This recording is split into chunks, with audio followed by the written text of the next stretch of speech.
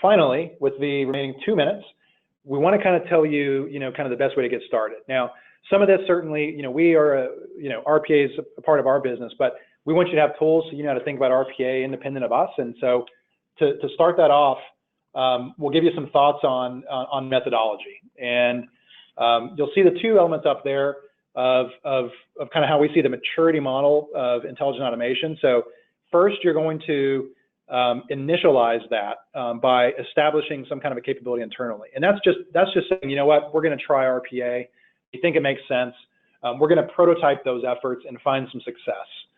You could think about it as kind of an early sprint in a product development life cycle to demonstrate some value and to provide a demo, if you will. After that, you're going to be executing. You're working with other business sponsors, stakeholders. So say you started with finance, maybe you go to HR, maybe you go to IT, but you're looking for wins across the business. And then finally, once you've gotten to a point where you have it in place, now it's about optimization. How can you improve processes, improve transaction time, reduce costs, scale, and so forth. And so we find that in the clients that we advise, that the best success comes from just embracing at the start of the journey that, number one, it is a journey, and 2, that it's going to take time. Certainly, you got to crawl, walk, run, but it's okay to look for some quick wins. You don't have to bite off the whole thing, but you have to kind of understand and embrace whether RPA is an operational capability and a tool set that you need in the business to help you. So kind of go ahead and dip your toe in, but just know that you're ready to dive all in once you find that win, if that makes sense. And so from a PL standpoint, on the bottom there, you can kind of see, how we typically engage. We do a lot of advisory work these days, for what it's worth, just kind of, providing an absolutely independent perspective on RPA. We're passionate about it because we see the benefits, but at the same time, we want clients to get a technology-agnostic view of what makes sense. And so we spend a lot of time advising kind of industries and also clients on where to deploy these technologies and AI and things like that. And then, kind of say outsourced efforts for implementation, scale, establishing and supporting a center of excellence. That's the typical model that you'll see with service providers like us. And in some cases, or in a large case, what you see among companies that have embraced fully RPA, they go on a similar journey internally. So going quickly, I realize I'm 1 minute past my goal there. Typically, the best way to get started, you got to think about it from a strategy standpoint. What's the true kind of benefit? What's the ROI? What's the cost benefit? And to look at that and quantify it out of the gate. And something where you realize you can get a quick win to demonstrate value. But to understand, you got to look at it with a broader strategy of, is this something that can be inserted into the business from a broader standpoint? RPA, if it's just one process within one department and that's it, honestly, the ROI on that is pretty limited. It's the synergies among departments and different functions and processes. That's where you get the real benefits. Prototyping is a big thing. That's what you'll hear a lot about is, hey, we like something, we think it can be a benefit, but let's just go prove it out first. Let's spend a few weeks just trying to demonstrate that it can work, that it provides value, and then maybe we'll decide to actually kind of, get on a roadmap and deploy it. So one way to think about it. And I would say these are equal recommendations. If you go on this journey yourselves internally, our recommendations would be the same journey. And just a couple quick kind of highlights. When we do opportunity assessments, this is kind of some examples of kind of how we put the assets together to kind of plot out which processes look like good wins, what the cost benefits are, things of that nature. And then finally, to kind of give you some ideas of what the typical pricing is. And this is industry-wide. This is not us. This is really kind of industry pricing for licenses. You're looking at anywhere from, I guess it could be as low as, depending on the tool set, of about 10,000 a license, 10 to 15 or so per robot on average. Some RPA vendors will have you pay for the tool itself as well. It kind of depends, but that's about the average of about 10 to 15,000 per robot is what you're looking at. And our recommendation is to start small. Look at 2 to 3 processes. Start, if you can, with a handful of robots to attack that, demonstrate value, and then scale it from there. Hosting, not a big concern in our experience. Depends on your environment, how regulated you are, and whether you open up systems for the cloud or not. but that's just the same as you would consider an employee. If you allow a remote worker to access your systems, the robot can do the exact same thing.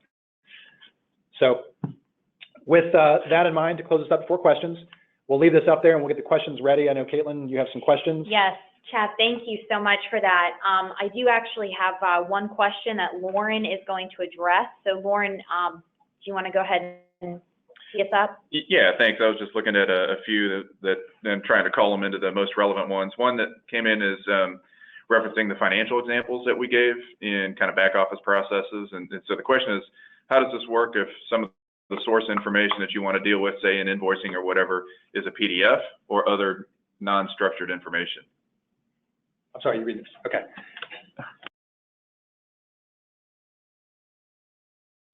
Yeah. So in terms of OCR, that's something that we certainly see, a lot of today. So what we showed you today was an Excel structured, spreadsheet, and certainly that's not always going to be the case, right? You can have PDFs, you're going to have scanned images. So all these tools, and the one we showed you have built-in OCR capabilities as well to extract data out of unstructured data sources, PDFs. Everything from reading scanned driver's licenses to reading scanned purchase orders or invoices. If you get to a point where, like in banking, we find that you need more sophisticated kind of handwriting recognition and things like that, there are additional third-party tools, like Abby is one that's popular that can do a great job of reading and learning from handwriting. So, but to think of it this way, the robot needs to read it just like a human would. OCR is a great way to do it. It's fully integrated and something we see a lot of. Sure, thank you. Another question, how mature do your processes need to be in terms of how well defined they are in order to get started with RPA? Good question. So, as part of a typical process, you're going to find you're going to go through a process of discovery and definition anyway. And so, certainly if the process is already defined and you've got a lot of documentation, that expedites the process. But I wouldn't use that to kind of stop you from going down a path of looking at RPA, because one of the main benefits of the tool is, going back to what we showed you with the demo, that process did not exist. None of those processes existed in a documented way until it was put in the tool. So in effect, the tools themselves become kind of a representation and documentation of the process, where previously there might not have been any. So the more you have, the better, but not a disqualifier for moving forward. Yep, okay. Another one is a couple on sort of how to get started, and I think you covered this near the end, but one's kind of interesting in terms of just what are we seeing as the best practice for how to get started but think long term, and do you go the path of doing a tactical kind of quick win versus thinking strategically and more big bang? Just any thoughts on that? Yeah, so I'd say going back to here, where if there's no current kind of investment in RPA and there's still a lot of questions of whether it's going to provide value, we're big fans of go into it with a strategy in mind. I think if you go into purely tactical and treating it as kind of an IT tool where you're going to try to automate something, I think it's missing the benefit. The benefit is the broader organizational benefits that it can provide. And so it doesn't mean you have to bite all that off in the beginning, but you have to at least kind of understand how to do it long term. What's going to happen when it's in production? Who's going to operate it and how to manage it? The department's going to take advantage of it. Because again, the more it's leveraged, the more valuable it becomes, because instead of one process, one tool, 50 processes, one tool, that's the kind of scale you're talking about. So bottom line is, recommendation would be look at it, understand it, embrace or not whether RPA is the right kind of go forward path, put a strategy in place to say it is, but then look for the tactical wins. That's okay. And if you're spending months just kind of producing those tactical wins, to demonstrate value and kind of cheerlead it and internally for all the different stakeholders, that's absolutely fine. My only caveat would be understand that this is being adopted at a rapid pace, and so that's kind of being set by the market. And our advice to companies, larger companies that are being disrupted, is don't fall too far behind. Yep, got it. Thank you. Great. Thank you so much, Chad and Lauren, for those questions. We want to thank you so much for spending the last hour with us on this Thursday afternoon. We hope that it was valuable for you.